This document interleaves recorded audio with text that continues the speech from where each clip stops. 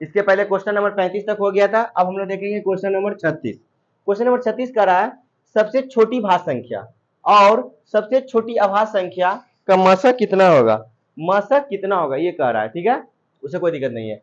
सबसे छोटी भाज्य संख्या और सबसे छोटी अभाज्य संख्या का मशक कितना होगा। तो सबसे पहले हम जानेंगे कि भाज्य संख्या किसे कहते हैं, अभाज्य संख्या किसे कहते हैं। तो भाज्य संख्या वैसी संख्या जो एक से कटे, अपने आप से कटे, किसी और से भी कट जाए, उसी को कहते हैं भाज्य संख्या, ठीक है। तो सबसे छोटा भाज्य संख्या होता है 4, सबसे छोटा संख्या भाज्य संख्या होता है 4। और अभाज्य संख्या वैसी संख्या जो एक से कटे और अपने आप से कटे, उसे अभाज्य संख्या कहते हैं। सबसे छोटा भाज्य संख्या होता है 2। अब क्या कर रहा है, का मशक कितना होगा। तो हम लोग छोटका को घेर देंगे, अरे ये हो गया भाज्य, ये हो गया अभाज्य। तो मशक पूछ रहा है, तो मशक बराबर कैसे निकालेंगे, छोटका को घेर देंगे, 2 दूनी 4, पूरा पूरा ही कट गया। तो जब पहला स्टेप में कट गया तो मशक बराबर क्या हो जाएगा, 2। मशक बराबर कितना हो जाएगा, 2। अगला क्वेश्चन नंबर 37 हो ना, क्वेश्चन नंबर 37, 36 हो गया, 37। 96 का अभाज्य गुणनखंड क्या होगा। 96 के अभाज्य गुणनखंड करना है, बच्चा से पढ़ते आ रहा है। 96 के अभाज्य गुणनखंड कर दो, 2 से लगाएंगे, 2 चौके 8, एक बचल है 2 अठी 16, 2 से 24, 2 से 12, 2 से 6, 2 से 3, है ना। 2 के हुआ 1 2 3 4 5, यानी 2 के पावर 5 और 3 के पावर 1 है कहीं, 2 के पावर 5 3 के हलवा बन जाएगा मैथ। पढ़िए, आप मेहनत करनी घर आए हैं, कुछ सीखिए आए हैं तब। चलिए, इस समय दोबारा ना मिलेगा, ये जान लेना लिख के। क्वेश्चन नंबर 38, 6 8 एवं 22 का लसा और मसा का अनुपात। 6 के पहले तोड़ दीजिए, 6 के तोड़ देंगे तो क्या होगा, 2 गुना 3 आएगा, तोड़ लेगा लघुत्तम नियम। 8 को तोड़ेंगे तो 2 गुना 2 गुना 2, 2 दूनी 4, 4 दूनी 8। अब किसको, 22 को, 22 का कोई उपाय नहीं, 2 गुना 11। कह रहा है लसा और मसा का अनुपात निकालो।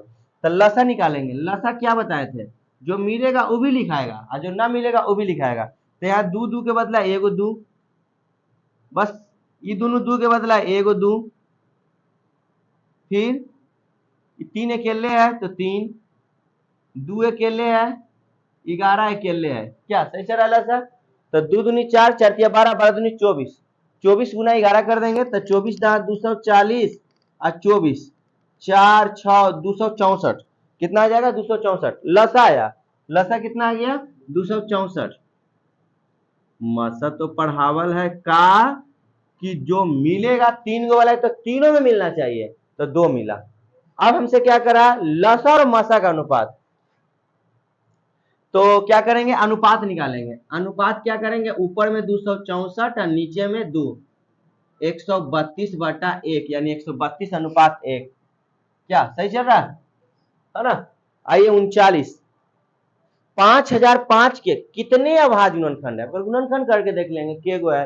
5005 के जिसके लास्ट में 0 और 5 रहे तो 5 से लग जाएगा। तो 5 से लगाएंगे तो 5 इकाई 5, 0 के 0, 5 इकाई 5। अब 5 से नहीं लगेगा, 7 से देख लेंगे।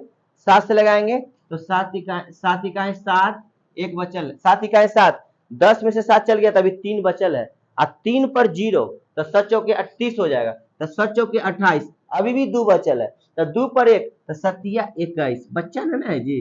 अब देखिए कैसे लगेगा, 7 से तो हो गया, अब एक के बार 11 से, 11 इकाई 11, यहाँ कितना बच जाएगा, यहाँ 11 3 ना बच जाएगा, 11 तिया 33।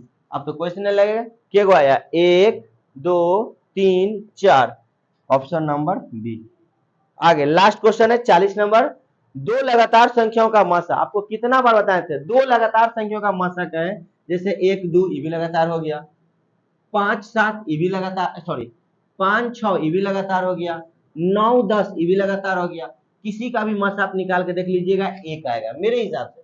करके देख लेते हैं, 1 गुना 2 करेंगे तो 2 मरते कट गया, एक आ गया।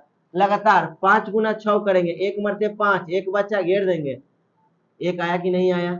9 10 के करके देख लेते हैं, 1 मरते 9, एक बचा, 9 मरते आया कि नहीं आया एक। तो हम लोग याद कर लेंगे कि दो लगातार संख्याओं का मसा 1 होगा, सही है।